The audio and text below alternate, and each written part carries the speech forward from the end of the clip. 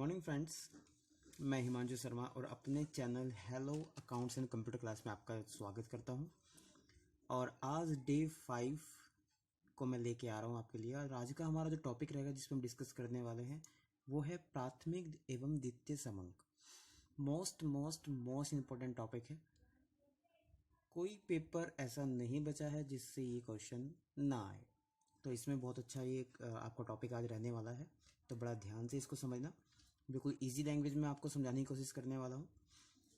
ठीक है, चलो स्टार्ट करते हैं। सबसे पहले हमें जो दिया है, इसने कहा है कि प्राथमिक तथा द्वितीय समंक। यहाँ पे एक बात आ रही है समंक, है ना। पिछली वीडियो में मैंने आपको बहुत अच्छे से समझाया है कि समंक किसे कहा जाता है। समंक को इंग्लिश में बोलते हैं डाटा। तो अगर किसी ने ये टॉपिक, अगर ये पिछली वीडियो नहीं देखी, ये उसको नाम समझ में नहीं आ रहा है, तो वो ज़रूर से पिछली वीडियो को देख ले, उसमें वो इसको अच्छे से समझ सकता है। चलिए हम आगे स्टार्ट करते हैं। प्राथमिक समंक को हम प्राइमरी डाटा भी कहते हैं, ना। इन समंकों को प्राथमिक समंक कहते हैं। जो अनुसंधान करता मीन्स इन्वेस्टिगेटर, जो किसी चीज की खोज करता है, जो कोई किसी काम को करने की शुरुआत करता है, उसको बोलते हैं अनुसंधान करता। द्वारा पहली बार आरंभ से अंत तक बिल्कुल नए सिरे से मौलिक रूप में एकत्रित किए जाते हैं। देखिए, ऐसे डाटा, ऐसी इंफॉर्मेशन, ऐसी सूचनाएं जो हम किसी काम को करने के लिए बिल्कुल नए सिरे से, स्टार्टिंग से, यानी कि उसको इकट्ठा करना शुरू करते हैं किसी काम को करने के लिए, तो उसी को हम कहते हैं यहाँ पे प्राथमिक समंक। ठीक है, यानी कि हमें अगर कोई काम करना है तो हम क्या करेंगे, जो भी इंफॉर्मेशन हम फर्स्ट टाइम इकट्ठा करेंगे, कलेक्ट करेंगे, वो सब हमारा क्या कहलाएगा, प्राथमिक समंक कहलाएगा। क्लियर हो गया दोस्तों। चलिए, इसी तरह से द्वितीय समंक समझते हैं। द्वितीय समंक किसे कहते हैं, तो सेकेंडरी डाटा इसको बोलते हैं इंग्लिश में हम। द्वितीय समंक वे समंक होते हैं जो पहले ही अन्य व्यक्तियों तथा संस्थाओं द्वारा, या तो कोई व्यक्ति या कोई संस्था पहले ही इस डाटा को क्या कर लेता है, एकत्रित व प्रकाशित किए जा चुके हों। यानी कि ऐसा डाटा, ऐसे समंक जिनको हमारे से पहले, यानी कि हम जो काम करने वाले हैं, हमें जो सूचना चाहिए, उस सूचना से संबंधित जो समंक है, हमारे से पहले किसी व्यक्ति ने अथवा किसी संस्था ने पहले ही उस पर काम किया हो, उनको इकट्ठा किया हो, या उन्होंने अपने काम में उनको प्रकाशित किया हो। तो इस तरह के जो डाटा होता है उसको हम क्या कहते हैं, द्वितीय समंक कहते हैं। मुझे लग रहा है कि शायद आपको ये टॉपिक अच्छे से भी क्लियर नहीं हुआ है। चलिए मैं आपको एक बहुत अच्छे से एग्जाम्पल के थ्रू आपको समझाने की कोशिश करता हूँ। आजकल आप सभी को एक सेल फोन की जरूरत पड़ती है ना। अब आप ये वीडियो भी देख रहे होंगे, एक सेल फोन में देख रहे हो ना। आपकी फैमिली ने आपको एक अच्छा सा मोबाइल दिलाया होगा, ठीक है। तो एक सेल फोन हमें चाहिए होता है। हम सेल फोन के एक एग्जांपल से ही इसको समझते हैं। मान लीजिए आपको एक नया एक मोबाइल खरीदना है। आपको क्या करना है, एक न्यू मोबाइल परचेज करना है। जब आप एक न्यू मोबाइल परचेज करते हैं तो आप इसके बारे में बहुत सारा डिस्कशन करते हैं। कैसे डिस्कशन करते हैं, जैसे इसकी बैटरी, है ना, इसकी बैटरी कैसी होगी, इसमें रैम कितनी होनी चाहिए, इसमें इंटरनल मेमोरी कितनी होनी चाहिए। जैसे आपका बैटरी बैकअप आजकल चल रहा है 4000 से 5000 mAh के बीच में, चल रहा है कि नहीं चल रहा। रैम चल रही है आपकी 4 GB से 6 GB, अब तो 8 GB भी आ रहा है ना। तो आप ये सब चीज़ चेक करते हैं अपने फ़ोन में। इंटरनल मेमोरी चल रही है आपकी 64 GB, 128 GB, और इसमें एक्सटर्नल आप इसमें और भी ऐड कर सकते हैं, है ना। तो कुछ चीज़ें हम इस तरह से चेक करते हैं। और सबसे जो इम्पोर्टेंट है आजकल, कहते हैं ना कैमरा। तो कैमरा बच्चों के लिए बहुत ज़्यादा इम्पोर्टेंट है आजकल। आप जैसे कि टिकटॉक वीडियो वगैरह बनाते हैं तो उसके लिए तो कैमरे वगैरह की क्वालिटी, जैसे 64 मेगापिक्सल का कैमरा है ना, तो उसमें एक से ज़्यादा 2, 3, 4 इतने इतने कैमरे आपको मोबाइल में चाहिए होते हैं। तो ये सब आपके क्या है, एक रिक्वायरमेंट है। और इन सब रिक्वायरमेंट को आप अपने एक सेल फोन में चाहते हैं। तो आपके पास जो आपने क्या करा, इस मोबाइल को खरीदने से पहले जो भी डाटा इकट्ठा किया, जो भी सूचनाएं आपने एकत्रित की, ये सब आपका क्या कहलाएगा, प्राइमरी डाटा कहलाएगा, प्राथमिक डाटा कहलाएगा। इसके बाद आप इसको मोबाइल को परचेज कर लेते हैं। सब क्वालिटी देखने के बाद इसके अंदर आप मोबाइल में जो भी एप्लीकेशन इंस्टॉल करेंगे, जो भी अपने से संबंधित इसमें सूचनाएं डालेंगे, जैसे आपको किस तरह के सॉन्ग पसंद है, आप इसमें किस तरह की वीडियो देखना पसंद करते हैं, तो वो सब चीज़ आप इसमें इंस्टॉल करेंगे, डाउनलोड करेंगे, तो वो जो भी डाटा इसके अंदर आएगा वो सब आपका क्या कहलाएगा, प्राथमिक डाटा कहलाएगा। क्लियर हुआ पॉइंट। आगे देखते हैं द्वितीय समंक। अब द्वितीय समंक क्या होता है, देखो सेकेंडरी डाटा। सेकेंडरी डाटा की अगर हम बात करें तो यहाँ पे ये एग्जांपल किस तरह से इसको हम काम करेंगे, काम में लेंगे, तो देखो क्या आता है। सेकेंडरी डाटा, मान लीजिए कि आप इस फोन को खरीदना चाहते थे, लेकिन जब आप अपनी फैमिली से पैसे लेके चले तो रास्ते में आपको एक पुराना मोबाइल, पुराने से मतलब है कि सेकेंड हैंड मोबाइल किसी का रास्ते में पड़ा हुआ मिल जाता है, ठीक है, और मोबाइल की कंडीशन इस बिल्कुल एक न्यू है, और आपके दिमाग में कहीं ना कहीं खुरापाती आइडिया आता है कि चलो मोबाइल मिल गया। आजकल तो वैसे 80% लोग तो फ़ोन को अपनी जेब में ही रख लेते हैं, 20% लोग ये ऐसे हैं जो इसको वापस करने का सोचेंगे। आप वैसे मुझे लग नहीं रहा कि आप इन 80% में से हो, लेकिन फिर भी मान लेते हैं एग्जाम्पल के लिए कि आपको ये मोबाइल वहाँ पे पड़ा हुआ मिला और इसमें बहुत सारी फैसिलिटी जो आपको चाहिए थी कुछ कुछ उससे मैच होती भी थी। जैसे कि बैटरी ले लो, बैटरी इसमें 4200 mAh की है, मान लो इसमें जो रैम है वो 4 GB है, इंटरनल मेमोरी 64 GB है। तो कुछ इस तरह से आपको कैमरा इसमें यहाँ पे आपको 4 चाहिए थे, लेकिन इसमें 3 कैमरे आपको यहाँ पे देखने को मिल रहे हैं। तो ये जो डाटा हमें उस मोबाइल में मिला, आपने सोचा यार ये मोबाइल थोड़ा सा मतलब जैसा मुझे चाहिए था वैसा नहीं है, लेकिन फिर भी आप करेंगे क्या, आप ऐसी कंडीशन में क्या करेंगे कि आप जब ये अपने घर आके बताएंगे कि मुझे ऐसे ऐसे करके मोबाइल मिला है, तो आपकी फैमिली आपको बोल देगी कि भाई अब नया फ़ोन लेने की कोई ज़रूरत नहीं है, आप इसी से अपना काम चला लो, है ना। आप नया फ़ोन खरीदोगे तब भी नहीं खरीदोगे ना, आप क्या करोगे, कुछ दिन बाद इसी को यूज़ करना स्टार्ट करोगे। लेकिन यहाँ पे समझने वाली बात क्या है, जब आपने सेकेंड हैंड फ़ोन यूज़ किया, तो जब आप इसको मोबाइल को यूज़ करेंगे तब इसके अंदर पहले से कुछ गाने हो सकते हैं, कुछ वीडियो सॉन्ग हो सकते हैं, कुछ इन्फॉर्मेशन हो सकती हैं। क्या आप केवल उन्हीं गानों को सुनेंगे, क्या आप उन्हीं वीडियो को देखेंगे, ऐसा नहीं करेंगे ना आप। क्या इसमें जो पहले से सेव जो कॉन्टैक्ट हैं उनको आप यूज़ करेंगे, नहीं करेंगे। क्या करेंगे फिर आप इसमें, क्या करेंगे, पहला जो इन्फॉर्मेशन है उसको, या तो जैसे कुछ गाने आपको पसंद आ रहे हैं उनको आप डिलीट नहीं करेंगे, चलो भाई इनको रख लेता हूँ। जो आपको पसंद नहीं आ रहे उनको आप क्या कर देंगे, डिलीट कर देंगे, है ना, उनको हटा देंगे, कॉन्टैक्ट उसके सारे हटा देंगे, मैसेज हटा देंगे, तो अपने नए मैसेज उसमें अपने यूज़ करने के लिए आप उसमें जगह बना लेंगे, ऐसे ही करेंगे।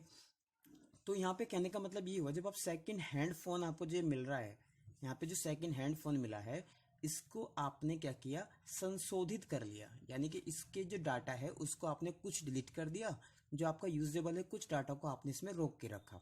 तो जो डाटा को आपने इसमें रोक के रखा है वो डाटा आपको पर्सनल आप यूज़ कर सकते हैं। तो इसी तरह से हमारा सेकेंडरी डाटा होता है। देखो मोबाइल तो खरीदा था किसी और ने अपने पर्पज़ के लिए, लेकिन उसके मोबाइल को कौन यूज़ कर रहा है, हम यूज़ कर रहे हैं। तो यानी कि हम किसी और के डाटा को स्वयं के लिए सेल्फ यूज़ कर रहे हैं ना, खुद के लिए यूज़ कर रहे हैं। तो यहाँ पे इसी को बोलते हैं हम सेकेंडरी डाटा, जब हम दूसरे के डाटा को अपने काम के लिए यूज़ करते हो और उस डाटा में हम थोड़ा बहुत परिवर्तन करें। परिवर्तन मीन्स जैसे हमने इसके अभी बताया ना, कुछ मेमोरी को डिलीट कर लेंगे, कुछ अपने मेमोरी को रोक के भी रख सकते हैं। तो हमने क्या किया, पहले इसको संशोधित किया, इसके कॉन्टैक्ट को डिलीट किया, इसके मैसेज को डिलीट किया, इसके सॉन्ग को डिलीट किया, तब जाके हमने इसको यूज़ किया।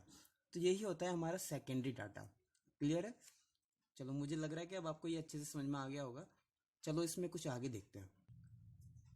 हाँ जी, चलिए नेक्स्ट टॉपिक हमारा है, इसमें हम देखने वाले हैं डिफरेंस। देखिए, क्योंकि हम समझ चुके हैं कि प्राथमिक डाटा वो होता है जो हम खुद से इकट्ठा करते हैं, और द्वितीय डाटा, द्वितीय समंक वह डाटा होता है जिसको हम किसी और के डाटा को हम क्या कहते हैं, अपने एम के लिए, हम अपने उद्देश्य के लिए इसको यूज़ करते हैं। तो इन दोनों में क्या अंतर होता है, क्या हमें प्राथमिक डाटा इकट्ठा करना चाहिए, क्या हमें द्वितीय डाटा यूज़ करना चाहिए, तो कब कब कैसे कैसे इस डाटा को इकट्ठा करते हैं, तो इनको समझने के लिए पहले हम इनमें थोड़ा सा डिफरेंस को समझते हैं।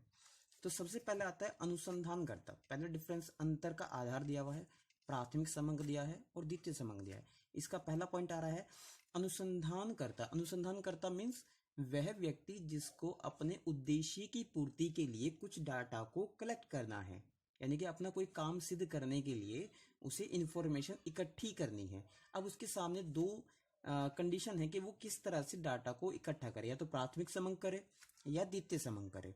प्राथमिक समंक मीन सारा काम स्टार्टिंग से स्टार्ट करना होगा, सब कुछ उसे घर घर जाके या उस डाटा को प्रत्यक्ष रूप से डायरेक्ट उससे जाके कलेक्ट करना होगा। लेकिन द्वितीय समग्र में क्या होगा कि पहले से जो डाटा कलेक्ट है उसी को यूज करके थोड़ा बहुत परिवर्तन करके वो यूज कर सकता है। तो यहाँ पे अनुसंधानकर्ता की क्या भूमिका है वो देखते हैं। तो यहाँ पे क्या गया है कि यह स्वयं अनुसंधानकर्ता द्वारा किया जाता है। जैसे कि हम समझ गए कि ये प्राथमिक समंक है, तो अनुसंधानकर्ता खुद से इसको कलेक्ट करता है। लेकिन यहाँ पे क्या हो रहा है, यह किसी अन्य व्यक्ति या संस्था के द्वारा किया जाता है। देखिए ये बात हम बहुत अच्छे से समझ चुके। ठीक है, तो ये किसी अन्य व्यक्ति के द्वारा किया जाएगा और ये हमारे खुद के द्वारा किया जाएगा। जैसे कि हम अपने मोबाइल के बारे में सोच रहे थे कि हमें कितने जीबी रैम चाहिए, कितने जीबी उसमें बैटरी बैकअप चाहिए उसका, और कितना कैमरे होने चाहिए। तो ये सब चीज़ हम अपने खुद के लिए सोच रहे हैं, लेकिन जबकि ये किसी अन्य व्यक्ति के द्वारा खरीदा गया मोबाइल था जो हमें गलती से सड़क पे पड़ा हुआ मिला था, हमने उससे ही अपने डाटा को एडजस्ट करना स्टार्ट किया। सेकंड पॉइंट आ रहा है कलेक्शन, है ना। कलेक्शन मीन संकलन, अनुसंधानकर्ता के उद्देश्य के अनुरूप होता है। तो जो संकलन होता है, देखो उद्देश्य के अनुरूप होता है। मार्केट में बहुत सारे मोबाइल हैं, क्या हम हर तरह के मोबाइल को परचेज करना पसंद करेंगे? नहीं ना। हम क्या करेंगे, हम उस मोबाइल को परचेज करना पसंद करेंगे जो हमारे उद्देश्य की पूर्ति करे। यानी कि जो हमें, सपोज करो हमें उसमें टिकटॉक वीडियो बनानी है, उसकी कैमरा क्वालिटी अच्छी नहीं है, तो हम उस फ़ोन को खरीद के करेंगे क्या? क्योंकि वो हमारे उद्देश्य की पूर्ति नहीं करता है। तो बात समझ में आ रही होगी। यानी कि हम अपने उद्देश्य को देख के जो हमें उससे काम लेना चाह रहे हैं तो उसके अकॉर्डिंग ही मोबाइल को परचेज करेंगे। सेकंड जो आ रहा है द्वितीय समंग, ये केवल सहायक मात्र होते हैं। अब जैसे वो मोबाइल हमें मिला सेकंड, उससे हम उसकी हेल्प ले रहे हैं, है ना। तो एक तरह से वो हमारी हेल्प कर रहा है। इनका संशोधन कर अपने उद्देश्य के लिए प्रयोग किया जा सकता है। हम उसको थोड़ा बहुत उसमें चेंजिंग करके हम उसे पर्सनली यूज़ भी कर सकते हैं। इस तरह के और भी बहुत सारे डाटा हो सकते हैं। इसके और भी एग्जाम्पल हम लेके चलेंगे। फिलहाल इसको फटाफट से समझ लेते हैं, बहुत सिंपल है। एक्सपेंसेस, देखो जब हम किसी काम को स्टार्टिंग से स्टार्ट करते हैं तो उसमें सब काम हमें अच्छे से करना पड़ता है, डिटेल में करना पड़ता है। तो इससे क्या होता है, इसमें समय, धन तथा श्रम, श्रम माने होती है लेबर, है ना। तो सभी चीज़ का हमें अधिक व्यय करना पड़ता है, हर चीज़ पे हमें टाइम लगना पड़ेगा। जैसे मोबाइल खरीदना ही है तो हम क्या करेंगे, हम बैठ के बहुत सारे फ़ोन की पिक्स देखेंगे, उसके फीचर्स को चेक करेंगे, बहुत टाइम लगेगा। और उसमें देखेंगे क्वालिटी कैसी है, लोगों ने कैसे इसके ऊपर व्यूज़ दिए हुए हैं, तो बहुत टाइम लगेगा आपको एक फ़ोन सेलेक्ट करने के लिए। आगे चलते हैं। तो इसमें समय, धन और श्रम तीनों की बर्बादी होती है, मतलब ज़्यादा समय लगता है, बर्बादी नहीं कह सकते। और इसमें क्या होता है, ये कम खर्च में, देखो खर्च क्या है, कुछ भी खर्च नहीं है, आपको फ़ोन मिल गया पड़ा हुआ, आपको कुछ सोचना ही नहीं है कि उसमें बैटरी बैकअप क्या है, उसके अंदर कितनी रैम है, कितने कैमरे हैं, आपको तो बस अब वही यूज़ करना है। तो उसमें आपको सोचने की टेंशन खत्म हो गई, यानी कि समय नहीं लगा, धन नहीं लगा और श्रम नहीं लगा, तीनों चीज़ नहीं लगी ना, तीनों बच गए। तो कम खर्च में, जैसे अब ये डाटा जो होता है, जैसे पत्र पत्रिका द्वारा हम इसको प्राप्त कर सकते हैं। कोई डाटा अगर हमें निकालना है, कोई इन्फॉर्मेशन हमें निकालनी है, तो पत्र पत्रिका जो पहले से मार्केट में प्रकाशित हैं उनसे हम निकाल सकते हैं। इंटरनेट तो आप तो अब बहुत अच्छे से यूज़ करते ही हैं। इंटरनेट पे हम कोई भी इन्फॉर्मेशन गूगल पे सर्च करके निकाल सकते हैं, अगर वो पहले से उस पे इंटरनेट पे वो इन्फॉर्मेशन है। अन्य प्रकाशनों में उपलब्ध हो जाते हैं, जैसे कोई न्यूज़पेपर वगैरह हो गया, या कोई किसी कॉलेज की इंफॉर्मेशन होगी, कोई इसकी प्रोस्पेक्टस हो गई, इस तरह से कहीं भी आप कहीं भी से भी इंफॉर्मेशन निकाल सकते हैं। तो अन्य प्रकाशनों में उपलब्ध हो सकते हैं। तो इस तरह से हम इस डाटा को यूज़ कर सकते हैं, सेकेंडरी डाटा को। लास्ट पॉइंट आ रहा है विश्वसनीयता, रिएबिलिटी। क्या मतलब होता है विश्वसनीयता? विश्वसनीयता होती है कि जो डाटा बिल्कुल सटीक हो, जो जिस काम के लिए हम उसको यूज करना चाहते हैं उसमें भी प्रॉपरली बहुत अच्छे से काम कर पाए और उसको सटीक आंसर निकल के आए उसके, यानी कि जो उसका निष्कर्ष पे हम लास्ट में पहुंचे वो बिल्कुल करेक्ट हो। तो ये समंक अधिक वास्तविक एवं विश्वसनीय होते हैं।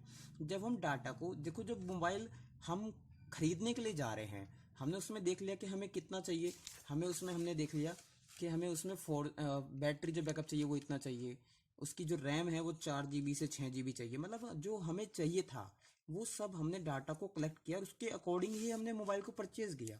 तो यहाँ पे किसी भी तरह की अवास्तविकता या हम इससे ऐसा नहीं होगा कि हम इससे संतुष्ट ना रहें, हम इससे सेटिस्फाई होंगे और इस फ़ोन को बहुत अच्छे से यूज़ कर पाएंगे। तो यानी कि जो हमारा जो प्राथमिक डाटा होता है वो विश्वसनीय होता है, क्योंकि वो सब कुछ हमारे अकॉर्डिंग होता है, ठीक है। लेकिन यहाँ पे क्या होता है, ये समंक कभी कभी भ्रमात्मक भी हो सकते हैं। क्या मतलब हुआ कि इसका मतलब होता है कि जब हम किसी दूसरे डाटा को यूज़ करते हैं तो हो सकता है वो डाटा गलत ही हो, हम अपने लिए यूज़ कर रहे हैं वो डाटा गलत हो सकता है। जैसे कि आजकल आप व्हाट्सएप में कोरोना वायरस चला हुआ है, उस पर बहुत सारे मैसेज, फेक वेब मैसेज आ रहे हैं, बोल रहे हैं कि ये वायरस गर्मी में रहने से मर जाता है, और ये आपके हाथ पे पैर पे इतने घंटे रहता है। तो ये बहुत सारी इन्फॉर्मेशन जो है मैसेज से हम कलेक्ट कर रहे हैं, ये गलत हो सकती है, भ्रमात्मक हो सकती है, ठीक है। तो जब सेकेंडरी डाटा हम यूज़ करते हैं, अगर हम सेकेंडरी डाटा यूज़ करेंगे तो वो भ्रमात्मक भी हो सकता है। तो ये इसमें थोड़ा सा डिफरेंस था, यानी कि ये विश्वसनीय नहीं होता और ये विश्वसनीय होता है। उम्मीद है ये आपको टॉपिक अच्छे से समझ में आ गया होगा। आगे हम जो वीडियो देखने वाले हैं, जो नई वीडियो आएगी, उसमें हम बात करेंगे कि इस प्राथमिक समंकों को किस प्रकार से संकलित यानी कि कलेक्शन इसका किया जाता है, यानी कि कितनी विधियां हैं। फिर हम बात करेंगे द्वितीय समंक को हम किस तरह से यूज़ करते हैं या उनको हम कैसे संकलन करते हैं। चलिए, आज के लिए इतना काफ़ी है। और मुझे लग रहा है कि आप लोग ज़्यादा इंटरेस्ट नहीं ले रहे हैं, छुट्टियों में बड़ा मस्ती कर रहे हैं, पढ़ाई से आपका बिल्कुल ध्यान हट चुका है। तो प्लीज़ फोकस बना के रखें, क्योंकि आपकी फ्यूचर इस चीज़ पे डिपेंड करता है। और मैं आपको एक छोटी सी एडवाइस देना चाहता हूँ कि जो बीकॉम फर्स्ट ईयर है, आपकी परसेंटेज बनाने के लिए अत्यधिक उपयोगी जो वर्ष है यही है। बीकॉम में अगर आपको कोई परसेंटेज निर्धारित करनी है, कोई परसेंटेज बनानी है, तो वो केवल आप फर्स्ट ईयर में ही बना सकते हैं, जो 60% अबाव है। और अगर आप यहाँ से बना के चलते हैं तो आपका कॉन्फिडेंस लेवल भी बढ़ेगा। कॉन्फिडेंस लेवल बढ़ेगा तो आप अगले जो आने वाले वर्ष होंगे, जैसे आपका सेकेंड ईयर होगा, थर्ड ईयर होगा, आप उसमें भी बहुत अच्छी परफॉर्मेंस दे पाएंगे। और यदि आपका फर्स्ट ईयर की परसेंटेज कम रह जाती है तो दूसरे आने वाले वर्षों में आपके ऊपर प्रेशर बढ़ जाएगा कि मैं 60% तक कैसे बना पाऊँ या इससे अधिक मैं कैसे लेके आऊँ। तो ये आपको 60 प्लस अगर आपको मार्क्स लेके आने हैं तो ये आपके पास एक गोल्डन टाइम है कि आपको एक्स्ट्रा 2 से 3 महीने यहाँ पे मिल रहे हैं, वरना अब तक आपके एग्ज़ाम हो चुके होते हैं ना। तो ये आपको एक्स्ट्रा टाइम मिला है लॉकडाउन की वजह से, तो इसको अच्छे से यूज़ कीजिए और अपने जितने भी क्लासमेट हैं सभी को पीछे हटाने की पूरी पूरी कोशिश कीजिए। चलिए, उम्मीद है आप लोगों को मेरी थोड़ी थोड़ी बातें अच्छी लगी हों। अगर आपको मेरी कुछ वीडियोस और जो मेरी बातें हैं अच्छी लगती हैं तो आप इस वीडियो को लाइक करना ना भूलें, साथ ही साथ इसको अपने फ्रेंड्स के साथ में शेयर करें और चैनल को सब्सक्राइब करना बिल्कुल ना भूलें। जाते समय चैनल को सब्सक्राइब करना ज़रूरी है, ठीक है। ज़रूरी नहीं है मतलब आपकी इच्छा है, करना चाहो तो कर लेना, ओके। चलिए ठीक है, बाय बाय, जय हिंद, जय भारत, वंदे मातरम।